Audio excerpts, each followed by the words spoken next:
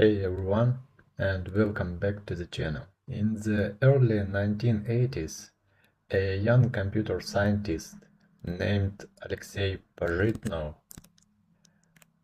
worked at the computer center in Moscow.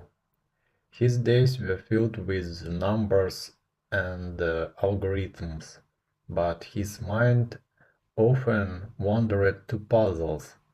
Those simple yet endlessly fascinating challenges that had captivated him since childhood.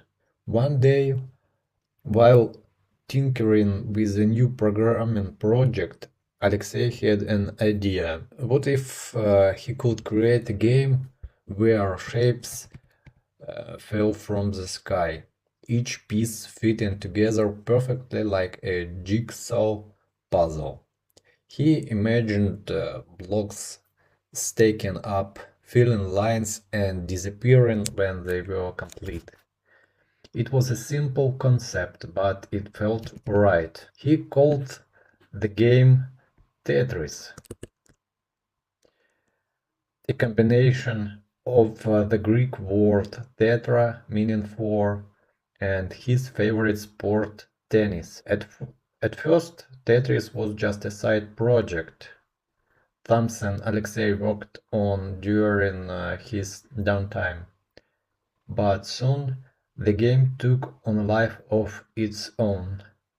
Alexei didn't own the right to his creation. In the Soviet Union, everything belonged to the state, and Tetris was no exception.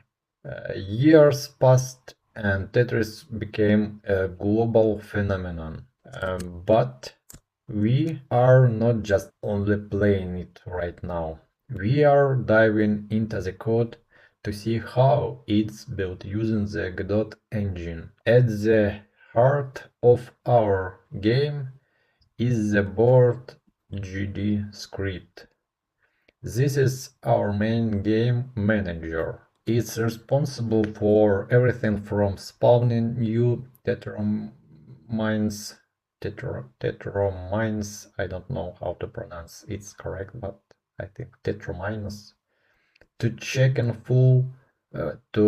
for full lines and handling the game over state. Let's look at a few key functions. First up, spawn Tetromino. This function takes Tetromino type and a few other parameters. It's how we bring our failing blocks into existence. Notice how it handles two different cases: the actual piece that's failing and the next piece that's shown on the side.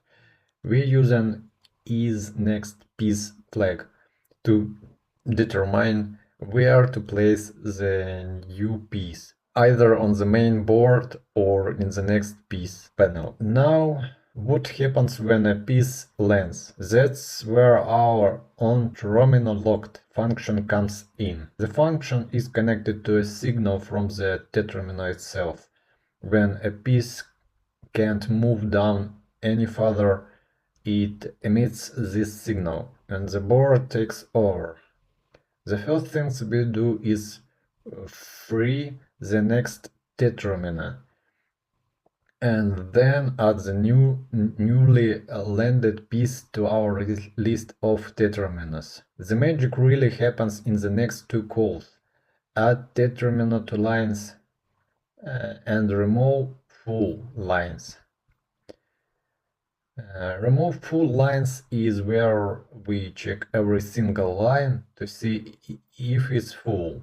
We get a list of all our lines with getLines and then call isLineFull on each one. If a line is full, we move all the lines above it down and then free the full line.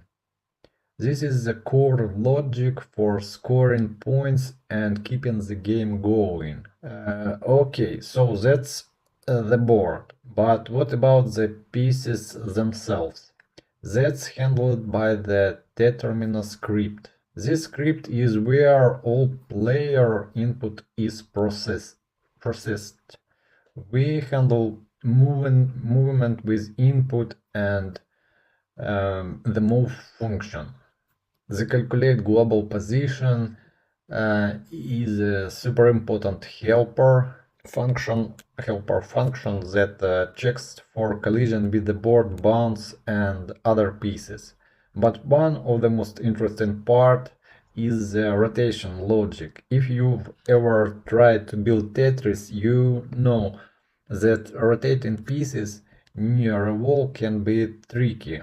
This game handles that was something called wall kicks. In the rotate Tetromino function, we first apply a rotation and then call test wall kicks.